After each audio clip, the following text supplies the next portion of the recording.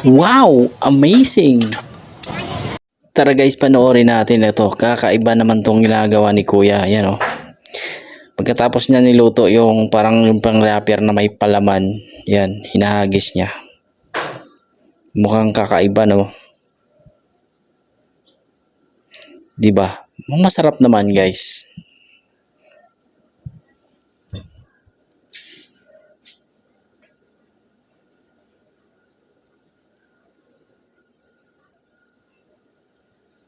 Ayan pa, si Kuya nagluluto pa siya. Parang ang dami nakapila ah. Siguro itong pagkain na to sa kanila guys ay famous to, no? Kasi yun, pinipilaan din si Kuya. Tapos pagkatapos niya lutuin, ayan. Ganyan yung style niya. Tapos may taga-salo din, no? Ang galing, no?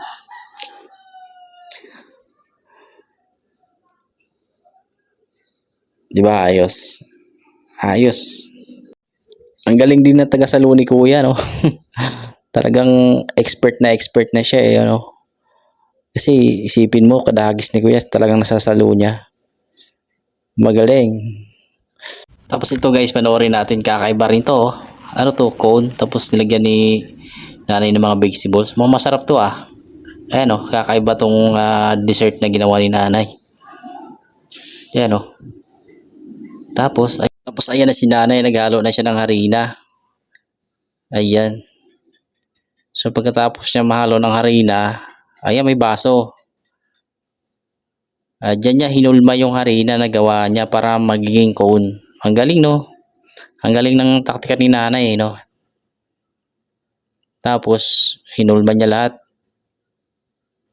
Pagkatapos niya hinulma, ayan, pinirito na niya. Tapos niya pinirito, yan, tinanggal niya isa-isa yung mga cone sa baso. Tapos ano to, naglagay siya ng condiments ba ito, mga sibuyas, may mais pa siyang ilagay sa mga ingredients, marami siyang ilagay doon sa may cone. Tapos nilagay niya rin ng cheese, tapos ketchup. Mukhang masarap to guys, kakaiba to. Tapos ayan na, tinikman niya na. Wow, yummy! Ito naman guys, panoorin natin, kakaiba rin to. Aloe vera. Aloe vera juice, pwede pala yun. Ayan o, ginagawa ni Kuya, aloe vera juice. Ayan. So, perfect tong ipare sa ating mga unang nakita, no? Ito, aloe vera juice. Tapos ano yung naglalagay ni Kuya? Pantulak. Ito, masarap pantulak nito. Ginagawa pa lang aloe vera. Yung aloe vera juice, ginagawa din pala, iniinom din pala yun, no? Tapos nilagyan niya ng pang mix. Hindi pa ako nakatikim dito guys, pero hindi ko alam, masarap pa to. Pero alam ko aloe vera meron din sa Pilipinas eh. Ganon.